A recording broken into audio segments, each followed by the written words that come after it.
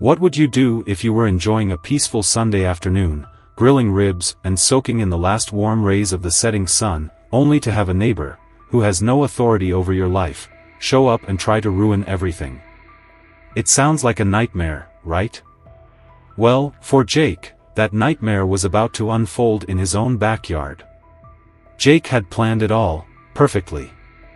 A lazy summer Sunday, just the way he liked it, a grill fired up, a cold beer in hand, and a few close friends to enjoy it with. The marinated ribs sizzled on the grill, releasing a mouth-watering aroma into the air. The sun was beginning to dip low in the sky, casting a soft orange glow over his backyard. The music was just loud enough to add to the atmosphere, but not loud enough to disturb the peace of the neighborhood. He was in the zone, grilling and laughing with his friends, thinking that this was exactly what life was all about. Everything felt just right. The perfect moment. The perfect day. That is, until he saw her.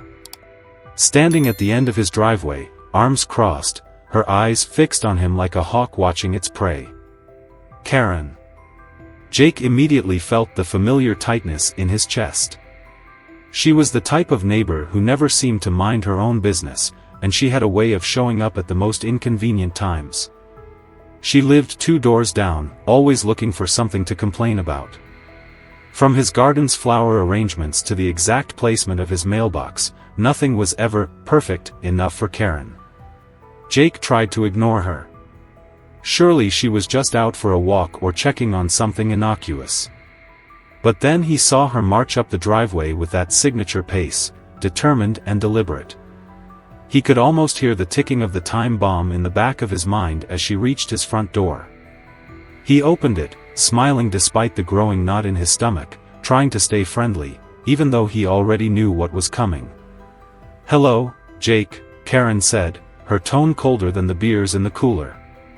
"We need to talk." Jake's smile faltered. He braced himself, knowing full well that Karen had never knocked on his door without some complaint in hand. "What's going on, Karen?" he asked, keeping his tone light even though his patience was already thinning. "I've been receiving complaints about the smoke and noise coming from your backyard," she said, her voice flat and businesslike, as if she were reading from a script.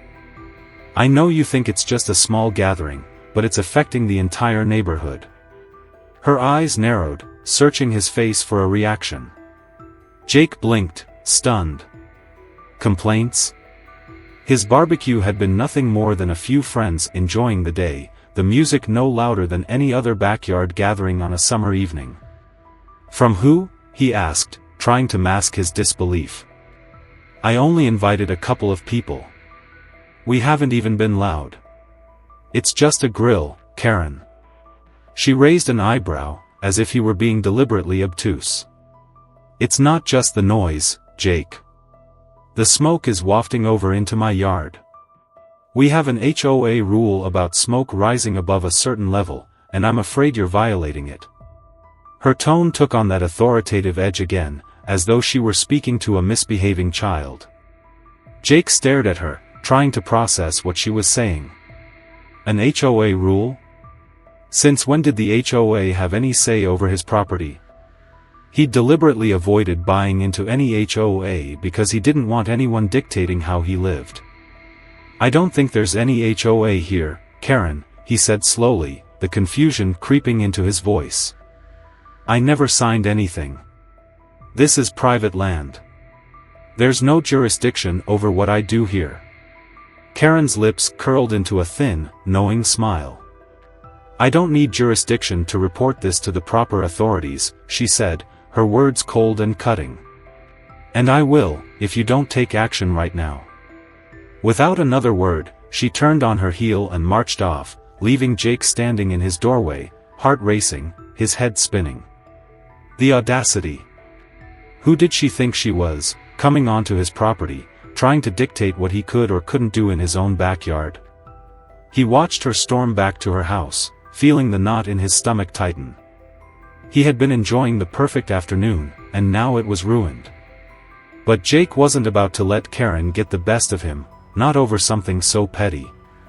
Still, something about the way she had said "proper authorities" bothered him. He tried to shrug it off, but it lingered in the back of his mind as he went back to his grill. He had to shake this off and get back to his day. But as he stood there, watching the smoke rise gently from the grill, his thoughts began to swirl.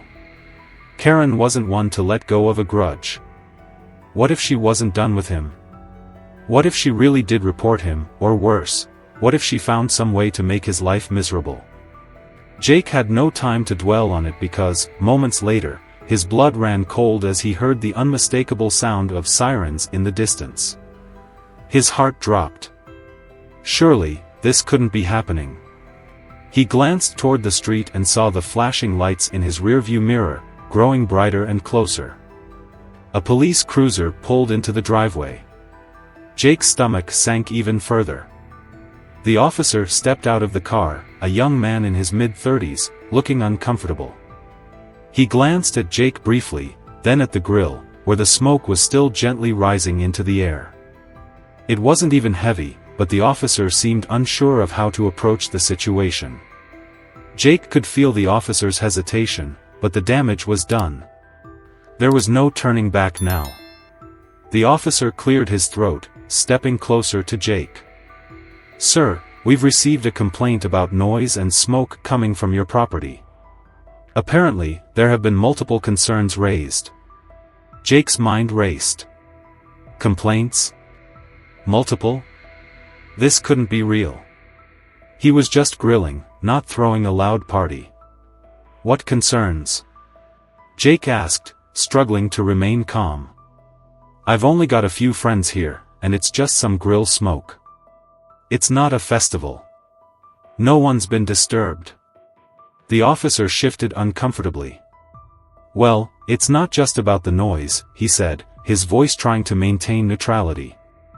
"There have been several calls from the neighborhood about the smoke. I just need to make sure everything's under control." Jake stood there, dumbfounded. He wasn't violating any laws. He was cooking food on his own property, for crying out loud. Yet here he was, talking to an officer about something so trivial. The officer seemed uncomfortable too, caught between following orders and recognizing how petty the situation was. "Look," Jake said, taking a deep breath to control his frustration. "This is my property. I'm not causing any disturbance. If someone doesn't like the smell, they don't have to come over." The officer nodded slowly, clearly trying to navigate the awkwardness of the situation. "I understand, sir. I'll just file a report and document everything. But it seems like you're not doing anything wrong. I just have to make sure it's all under control." Jake felt a wave of relief wash over him, but it was short-lived. Just as the officer turned to leave, another car pulled up, a black sedan, sleek and imposing, marked with the unmistakable HOA logo. His stomach turned. It wasn't over. Two men dressed in matching uniforms, clipboard in hand, stepped out of the vehicle. They weren't real security officers. They were just enforcers of Karen's self-made rules, walking onto his property like they had some kind of authority. This was it. Jake knew it was only going to get worse from here. Jake stood there, his mind reeling as the two men from the HOA approached. Their presence was unsettling. These weren't official city enforcers, but two people clearly empowered by Karen's personal vendetta. As they walked toward him, clipboard in hand, Jake's heart began to race. He felt the weight of the situation, knowing that what had started as a simple backyard barbecue was now spiraling into something much darker. "Excuse me," Jake called out, his voice firm but laced with frustration. "What do you think you're doing on my property?" His words hung in the air, his patience running thin. The taller of the two men, with the clipboard under his arm, didn't even flinch. He kept his eyes on the grill, scribbling something down without acknowledging Jake. His lack of respect for Jake's space only fueled the anger simmering beneath the surface. "We've received reports that you're violating neighborhood standards," the man said flatly, his gaze still fixed on the grill. "We're here to ensure compliance." Jake's blood boiled. Compliance, the word hit him like a slap in the face. He wasn't dealing with real authorities here, just two goons sent by Karen to impose her idea of order on his life. He stepped forward, placing himself between the man and the grill. "You don't have any jurisdiction here," Jake said, his voice steady despite the rising anger. "I don't pay HOA fees. I'm not part of your community. You have no right to be here." The taller man blinked, clearly taken aback by the direct confrontation. He opened his mouth, likely to argue, but quickly closed it. The silence that followed stretched on, thick and uncomfortable. His partner, shorter and stockier, stood by without saying a word, his arms crossed in front of him, waiting for his colleague to take the lead. Jake could feel the tension building. This wasn't just about smoke or noise anymore, this was about power. Karen had managed to manipulate the system to get these men onto his property, all because she couldn't stand the idea of someone defying her rules. He wasn't about to let her, or these men, bully him into submission. After what felt like an eternity, the taller man sighed, glancing back toward the police officer, who had been standing by his cruiser in the distance. Jake could see the officer watching the scene unfold, clearly uncomfortable with how far things had gone. The officer gave a small, almost resigned wave, a silent acknowledgement that the situation was getting out of hand. With a quick nod, the officer got back into his car and drove off, leaving the two HOA enforcers to deal with the mess they had helped create. The moment the officer's car disappeared from view, Jake knew this wasn't over. The men from the HOA glanced at each other, clearly aware that their presence wasn't welcome. But they weren't leaving without a parting shot. "This isn't over," the taller man said, his voice cold. "We'll be back if the complaints continue." And with that, they turned on their heels and marched back to their car, leaving Jake standing there, seething with frustration. The peaceful afternoon he had envisioned now felt like a distant memory. Karen had succeeded in turning his quiet Sunday into a battleground, and he knew it was only the beginning. As the sound of the SUV's engine faded into the distance, Jake's mind raced. He couldn't let this stand. He had tried to play by the rules, tried to be a good neighbor. But Karen wasn't interested in being a neighbor, she wanted control, and she was willing to use any means necessary to get it. The next few days passed in a tense quiet. Jake went about his routine, trying to shake off the lingering anger. But every time he stepped outside, his eyes inevitably flicked toward the end of the street, half expecting to see Karen's car pull into his driveway again. He couldn't relax. He couldn't enjoy his property. Not as long as Karen was out there, watching, waiting for the next opportunity to strike. A week later, the quiet was shattered once again. Jake was in the backyard, hammering a nail into a fence post, when he saw Karen's familiar silhouette at the edge of his property. His pulse quickened as she approached, walking slowly, methodically, as though she had all the time in the world to harass him. This time, Jake wasn't going to take it lying down. He set the hammer down, wiping the sweat from his brow, and squared his shoulders. He wasn't afraid of Karen, but he knew that whatever she had in mind this time would be worse than before. When she reached the fence, Karen didn't speak immediately. Instead, she reached into her bag and pulled out a piece of paper, holding it up for Jake to see. He couldn't quite make out the details, but the smug look on her face told him everything he needed to know. "Another complaint?" Jake said, his voice dripping with sarcasm. Karen smiled, clearly pleased with herself. "It's not just a complaint this time, Jake. It's an official notice." Jake took the paper from her hand, his heart sinking as he scanned the contents. The notice claimed that Jake was violating local zoning laws by hosting gatherings on his property and using excessive outdoor equipment. There was also a vague reference to community aesthetics, suggesting that his garden was now deemed unsightly by Karen's standards. The audacity of it all made Jake want to laugh, but there was no humor in the situation. This wasn't just a petty complaint anymore. Karen had figured out how to weaponize the system. She had taken her power as HOA president and manipulated it, turning the neighborhood's rules into a tool for her own vendetta.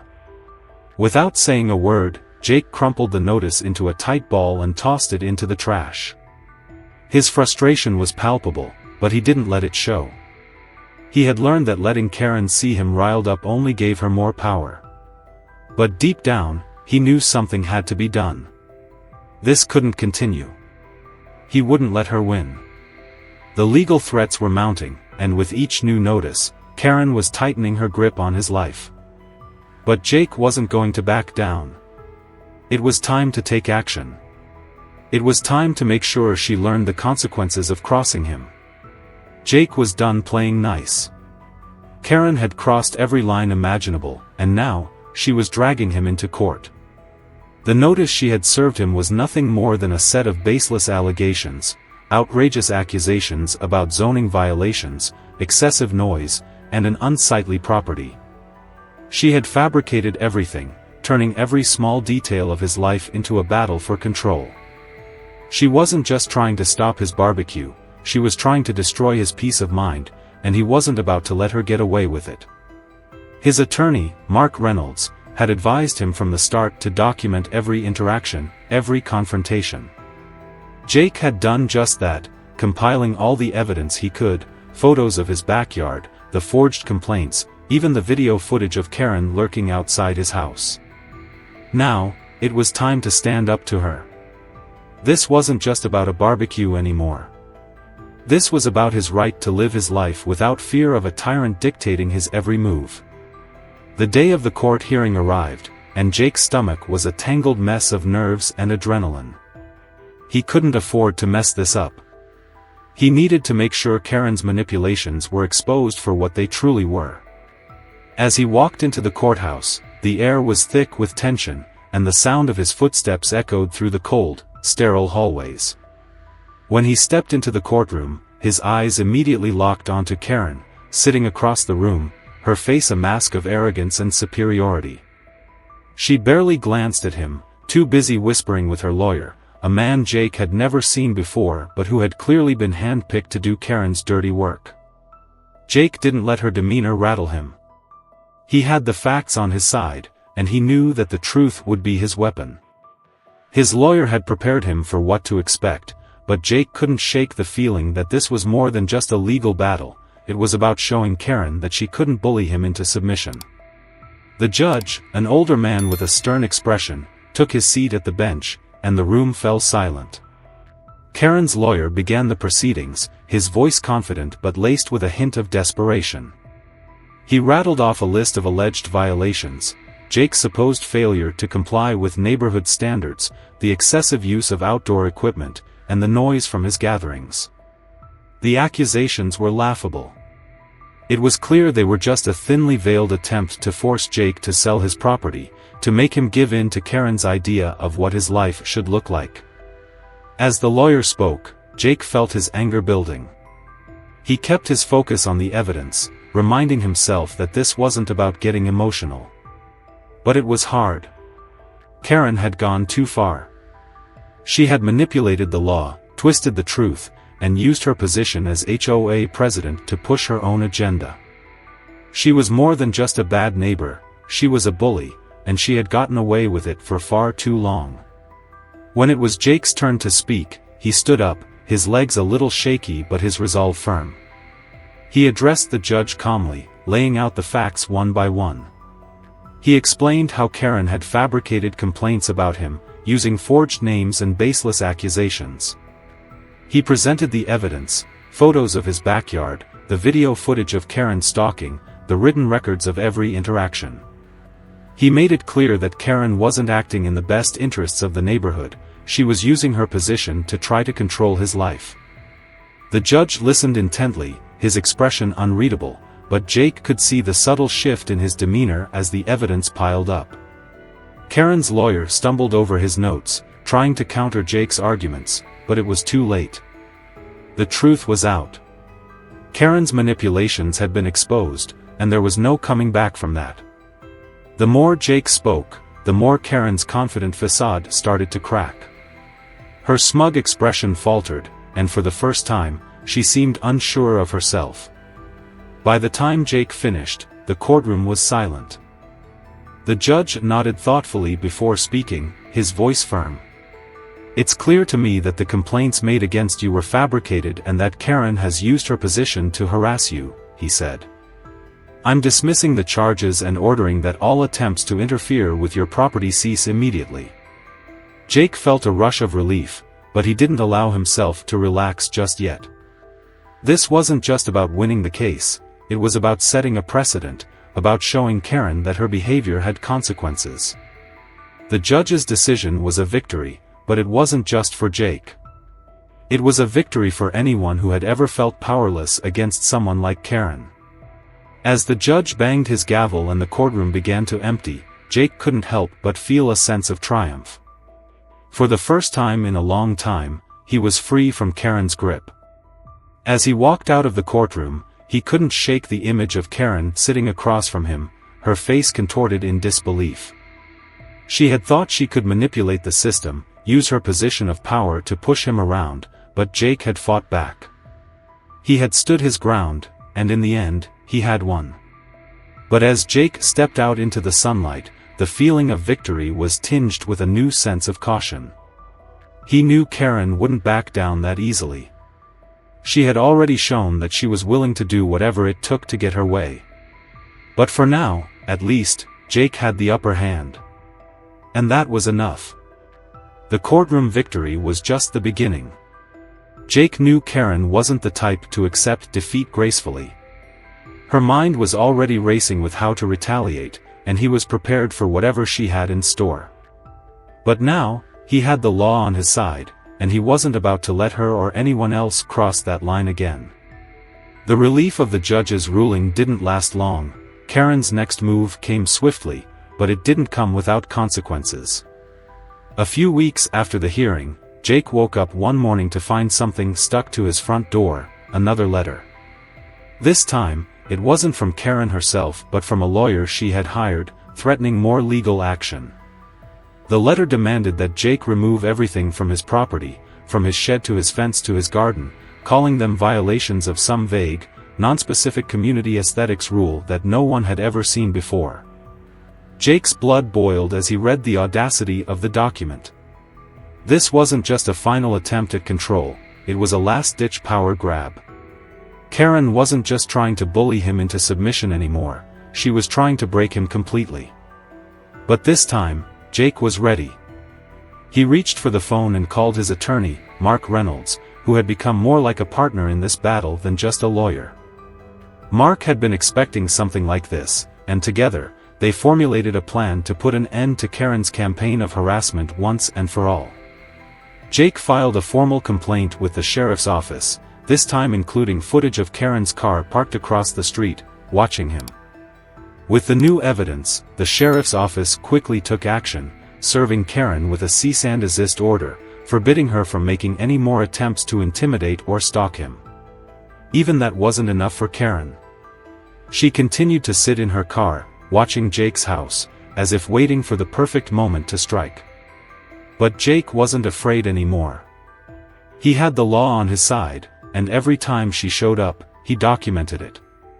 It wasn't just a victory for him anymore, it was a victory for everyone who had been oppressed by someone like Karen. Finally, the day came when Jake spotted a dark, unmarked truck pulling up to his driveway. His heart skipped a beat, but as the two men stepped out, something felt different.